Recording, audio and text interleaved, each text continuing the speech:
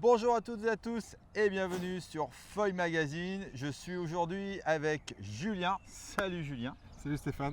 On va parler d'une nouvelle marque qui arrive en France et en Europe, qui nous vient de Californie. C'est la marque Freedom, c'est bien ça? Freedom Foil Boards, exactement. Qui vient de Carlsbad aux États-Unis, Californie du Sud. C'est une marque qui s'est développée avec un shaper qui s'appelle Chris Sayer, qui a beaucoup fait de planches custom en surfoil depuis 4-5 ans et qui s'est associé avec un groupe américain pour sortir une production de planches de série en surfoil et en wingfoil pour une distribution mondiale et sur l'Europe, sur la France.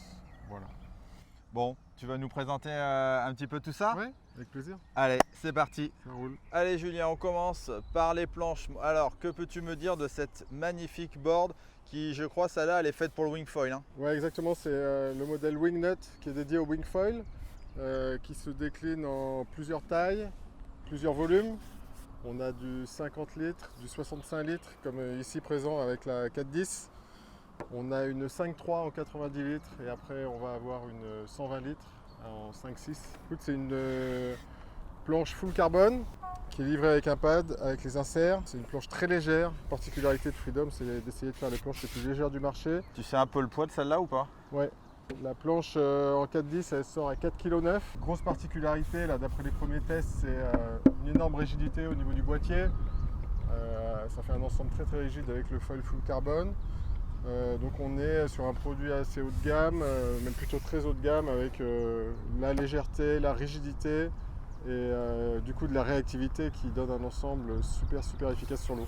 Avec aussi les inserts pour les straps. Voilà, alors les inserts c'est un sujet. Ça c'est les premières boards qui nous viennent des États-Unis avec des inserts parallèles sur le nose. On va avoir la production qui arrive avec les inserts en V. On pourra mettre des inserts en Y sur l'avant, ce qui est un peu plus demandé sur le marché européen, français actuellement. Et donc on a un kicktail aussi. On a un kicktail qui est assez prononcé à l'arrière, qui permet qui est très étudié avec des chanels très biseautés ici, qui permet de ne pas coller à l'eau, qui permet de décoller très tôt. Un plat et là un quadruple concave qui est assez prononcé. Ouais, c'est bien, t'as pas un concave sur toute la longueur de la planche jusqu'à l'arrière, quoi. Non, il y a pas mal de volume sur le nose, mais par contre un gros concave. Ah ouais. Quadruple Chanel.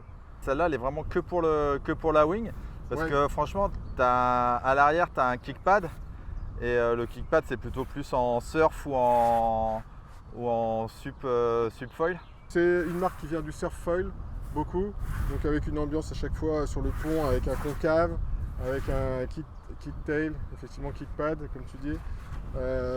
C'est pour des pratiques assez énervées du sport, assez sportives. Bon, celle-là, elle fait 65 litres, mais bon, ça reste quand même une planche accessible pour tout le monde. Exactement, Stéphane, c'est une planche qui rassure. Elle est assez large.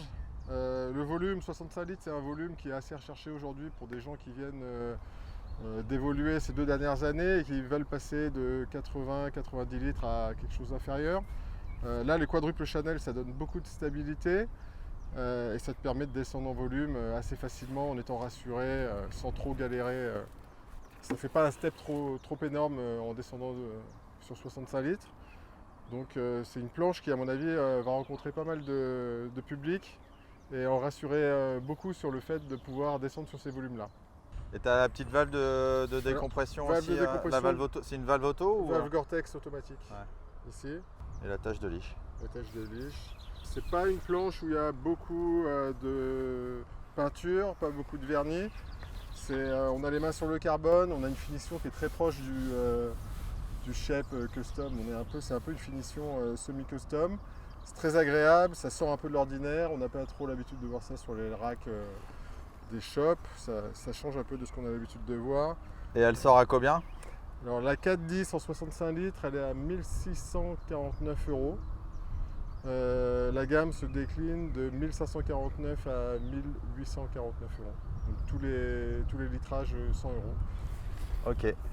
Allez, on passe au foil. Qu'est-ce qu'il a de particulier ce foil? Parce que les foils, il commence à y en avoir pas mal sur sur le marché. Oui. C'est quoi les specs de celui-ci? Alors c'est un foil. Comment il s'appelle déjà? C'est quoi son petit nom? Celui-là c'est le Halcyon 1030. Le Halcyon c'est un foil high aspect modéré. On n'a pas voulu faire un high aspect trop élitiste. On veut faire un premier. C'est un foil qui va te permettre de passer sur du high aspect qui est un peu la tendance actuelle, mais qui va rester accessible. Donc on a cherché à ne pas faire un foil qui va avoir un range d'utilisation trop étroit et qui va être trop élitiste. On veut quelque chose qui parle au plus grand nombre en se faisant plaisir sur du high aspect parce que c'est quand même très agréable. Ça donne beaucoup de glide, ça donne beaucoup de glisse. Modéré, donc on a un aspect ratio de 7.6 sur le 1030. Quand on dit modéré, c'est qu'on garde quand même du lift à basse vitesse, ce qui était un peu le problème des high aspect trop élitistes qui sont trop difficiles à gérer à basse vitesse. Ici on a du lift, donc on part très tôt. On a de la vitesse, c'est pas le foil le plus rapide du marché, c'est pas l'idée, on fera un high aspect plus tard. Là on a quelque chose un peu hybride.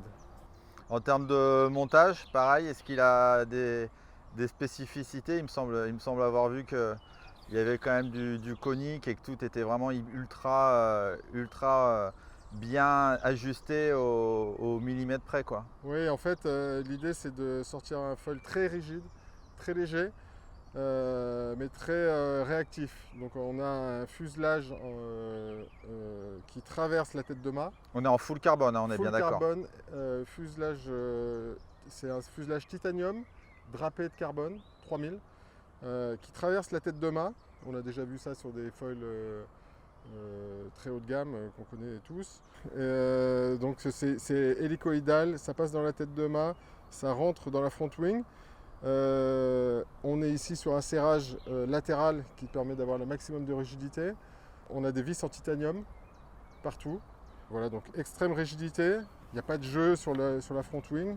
C'est l'idée d'avoir quelque chose de très très réactif sous les pieds, de par cette rigidité, là, cette conception du fuselage qui passe à travers toutes les pièces du foil te donne une rigidité absolue. Et en taille de mât, tu as différentes... c'est quoi les tailles? On est sur la première configuration qui sort sur le marché actuellement. C'est les premiers foils qui sont arrivés. Donc c'est une front wing de 1030. On va décliner la gamme avec 3 front wings sur le Halcyon. On va avoir une 810 et une 1250. Là c'est la taille du milieu, c'est la taille modérée. Le mât c'est pareil, là on commence avec un mât 74 et on va avoir un mât 85 qui va arriver d'ici quelques semaines. Donc on va pouvoir satisfaire pas mal de wingers qui cherchent des mâts un peu plus grands que le 74 qui est un peu plus orienté surf. Là on est très très bien pour le surf foil, c'est très agréable en wing foil aussi. Ça passe, c'est hybride, c'est pour la pratique des deux sports sans problème. On va aussi décliner, après on va avoir des pro modèles sur les tailwing. On va avoir 5 ou 6 modèles différents. Donc les stabs, hein, tu veux dire? Les stabs, pardon. Donc voilà, là c'est la première config avec le Halcyon 1030, le mat 74, le fuselage de 60 et un stab passe-partout. On va pouvoir avoir quelque chose de plus modulaire et de plus performant quand on le voudra, de customiser avec différentes pièces à partir de la rentrée. Et pareil au niveau tarification? On sort sur cette configuration là, on est à 2250 € pour l'ensemble full carbone avec les housses de chaque pièce, de la front wing, du mât, du stab et la housse valise qui est très bien faite, très fine, très bien pensée avec les accessoires, la visserie, titanium et les outils. Ouais, on est sur du haut de gamme, mais vraiment on a un package complet, quoi. Ouais, exactement Stéphane. On n'a pas parlé du poids, mais bon, on est sur du full carbone. Bah, après il y a différentes qualités aussi de carbone, mais je suppose que ouais, là on est à des poids hallucinants, quoi. On est sur du carbone 3000, donc c'est drapé avec une qualité de carbone très, très intéressante, très haut de gamme. On a un mât qui est très très très renforcé. On n'a pas hésité à mettre de la matière, mais on reste sur quelque chose rigide mais très léger. Je crois que sur cet ensemble-là, on sort autour de 3,1 kg, 3,2 kg. dans cette configuration-là, ce qui reste une belle performance. Ultra compétitif carrément. On passe à la petite planche de surf là qu'il y a juste derrière. Ouais. Donc là, on passe encore à un autre niveau. Là, parce qu'on l'a dit tout à l'heure, la marque elle est quand même très orientée aussi surf foil. Donc là, on a un petit bijou de surf foil. Hein. Oui, je t'ai ramené un modèle. On a 4 modèles de surf foil, shapés par Chris Sayer. Ça, c'est la Techno 2 même exactement. Sur un volume assez important, on est en 4.8 avec 43 litres. Ce qui est intéressant, c'est qu'on voit de plus en plus de pratiquants de wing qui prennent des planches dans ces volumes-là pour évoluer dans des vents un peu plus importants et pour avoir des planches plus compactes et plus légères sous les pieds. On est sur cette planche-là, elle sort à moins de 3 kg, elle est à 2,9 kg. Et je le confirme parce que là, on a quoi? On a 4-5 nœuds et la planche, elle s'envole toute seule, quoi. Voilà. Donc on a un double concave sur le dessous, on a un tail qui est très très fin, un peu un pintail. On a l'accroche de leash sur le dessous, ce qui est assez particulier. Assez particulier, ouais, c'était un petit clin d'œil des Américains qui se sont dit qu'il fallait faire différent. Et en fait, ça nous permet de pas trop avoir le leash sous le pied arrière, ce qui est assez important en foil parce que tu bouges pas trop ton pied à l'arrière.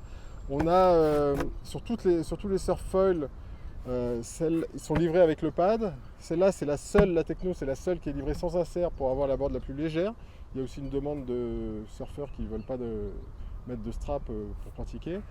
On peut customiser à l'arrière ce pad. Là, on a un kick pad que j'ai ajouté ici. Sinon, je peux mettre un pad plat. Si je préfère ne pas avoir ce kick ici, ce double kick. Voilà, donc c'est customisable. Légèrement customisable. Donc là, ouais, juste un double concave en dessous. On a un double concave sur à peu près toutes nos planches de surf foil. Ici, effectivement, c'est un modèle qui est assez accessible, qui a un concave sur le dessus, c'est un peu le modèle le plus accessible de la gamme de surf foil. Après, on a des pro modèles qui vont arriver l'année prochaine. On a beaucoup de choses dans les tuyaux qui peuvent être très très intéressants à venir dans les mois qui viennent. Donc pareil, planche ultra légère, full carbone, avec pareil un prix où là on est sur du haut de gamme. Là on est à 1299 € sur la Techno. Julien, merci pour toutes ces précisions, pour tout ce beau matériel que j'ai hâte de tester. Où est-ce qu'on peut le trouver en ce moment? Merci à toi Stéphane. Matériel qu'on va pouvoir retrouver dans les meilleurs magasins spécialisés, Surf Shop en France, avec les conseils avisés de professionnels. La marque se développe, la distribution s'agrandit. Donc n'hésitez pas à aller voir vos magasins préférés et ils vont vous conseiller très prochainement. Super, Julien, encore merci pour tout. Quant à moi, je vous dis à très vite pour de prochaines vidéos sur Foil Magazine. Ciao, ciao. Merci, ciao. You feel alive, let's hit the dance floor. Don't work too hard, might break a backbone. Return of the Mac, the king is back though. Corvette and cash, I never lack that.